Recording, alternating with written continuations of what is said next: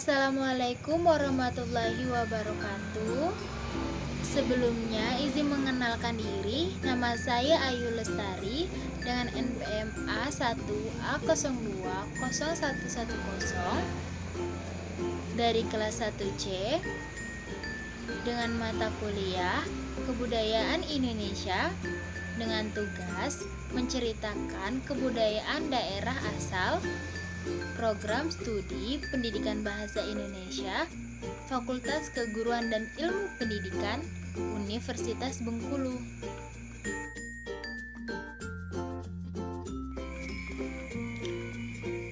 Kebudayaan Kabupaten Bengkulu Selatan.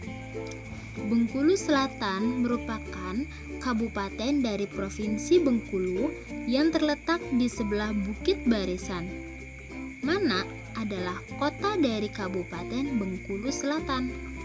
Kehidupan di daerah tersebut kini berdampingan dengan suku bangsa Serawai, Pasemah, Jawa, Minangkabau, Melayu, Sunda, dan Batak. Sebagian besar dari penduduk beragama Islam, terutama warga asli. Sedangkan sebagian kecil penduduk beragama Protestan, Kristen, dan Hindu. Nah, kali ini mari kita mengenal salah satu kebudayaannya. Tari Napa. Tari Napa merupakan tarian pencaksilat khas dari Bengkulu Selatan, khususnya tari pencaksilat dari suku Serawai. Tarian ini memiliki dua jenis, yaitu pertama, tari rendai. Tari rendai adalah tari pendak silat dengan menggunakan tangan kosong. Yang kedua, tari pedang. Tarian Napa ini digunakan sebagai penyambutan pengantin pada bimbang adat atau pesta pernikahan. Selain itu, tari Napa juga berfungsi sebagai penyambutan saat ada tamu atau pemerintahan.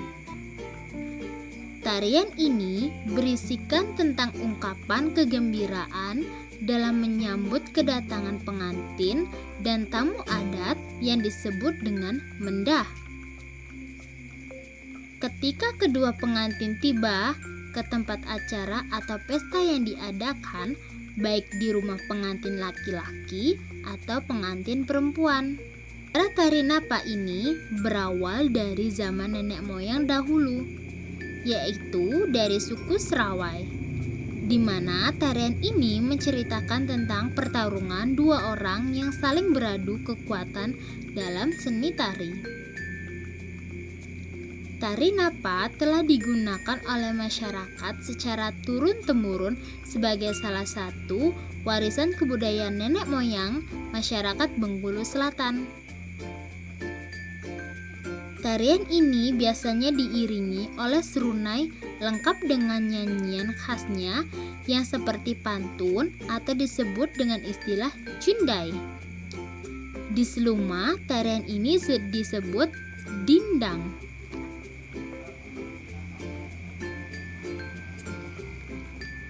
Dalam pesta pernikahan, tari Napa dilakukan ketika tarian adat seperti tari andun telah dilakukan.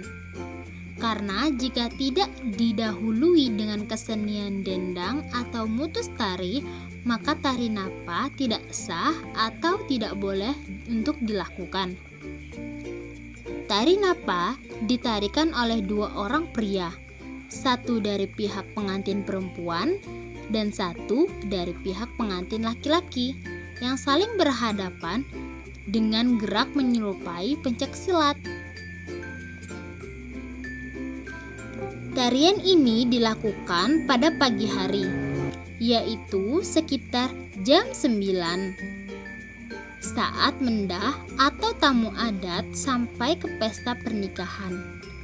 Saat rombongan pengantin dan mendah atau tamu adat sampai, mereka akan duduk disambut dengan lengguai. Mereka akan disambut dengan lengguai. Kemudian lengguai diletakkan di atas tikar.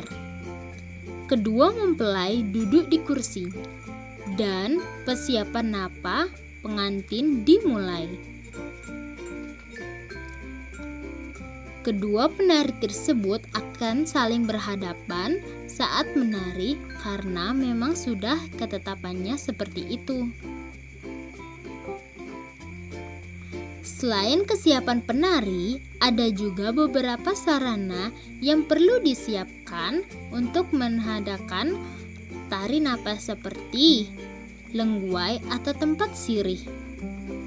Tempat sirih ini di dalamnya terdapat yang pertama kapur yang bermakna bersihnya kerja adat.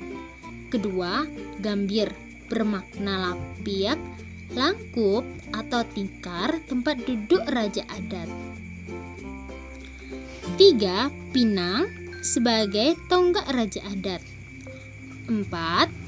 Tembakau yaitu lambang pengarang lembaga adat.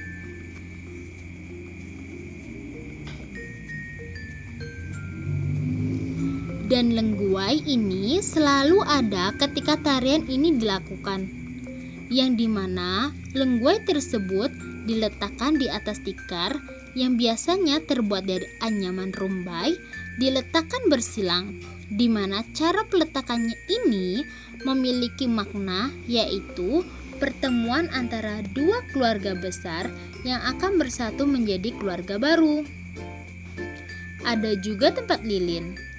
Lilin yang menyala ini dianggap sebagai penerang batas untuk kedua penekar yang sedang melakukan tari napa, agar mereka tetap mematuhi batas masing-masing yang hanya melakukan bentuk hiburan dan tidak menggunakan senjata mereka untuk saling melukai. Selanjutnya, alat yang digunakan saat tari napa yaitu ada keris, golok, pedang. Alat yang digunakan tidak boleh benar-benar melukai lawan, hanya sekedar diayunkan seolah-olah mengenai lawan. Selain peralatan, kostum atau baju yang digunakan sang penari juga perlu diperhatikan loh. Baju dari sang kedua penari yaitu berupa kemeja panjang warna putih, tangan panjang, jas warna hitam, celana panjang dasar, kopiah warna hitam, dan kain sarung. Dalam tari napa terdapat gerakan-gerakan yang dipertunjukkan seperti gerakan bersembah yang maknanya penari memiliki sikap yang rendah diri dan menghormati. Kedua, gerakan mecah langkah. Maknanya adalah mengembangkan langkah dalam kebaikan. Ketiga, gerakan tangan seperti ngancam, nangkap, dan ngunci, yang maknanya sebagai perlindungan diri. Dan yang terakhir yaitu 4, gerakan berjabat tangan, yang bermakna damai. Dalam tarian napa, tidak ada urutan tetap pada saat menari. Gerakan yang dipakai sesuai dengan kedua penari ketika menunjukkan tariannya. Agar tidak kalah dengan lawan, ketenangan sangatlah dibutuhkan ketika bertarung. Nah, itulah dia kebudayaan yang berasal dari Kota Manak, Kabupaten Bengkulu Selatan. Kebudayaannya sungguh sangat menarik, bukan? Baiklah, mungkin sekian saja penjelasan saya tentang kebudayaan dari daerah asal. Apabila ada salah kata, saya minta maaf. Kepada Allah, saya mohon ampun. Saya akhiri. Wabillahi taufiq wal hidayah. Wassalamualaikum warahmatullahi wabarakatuh.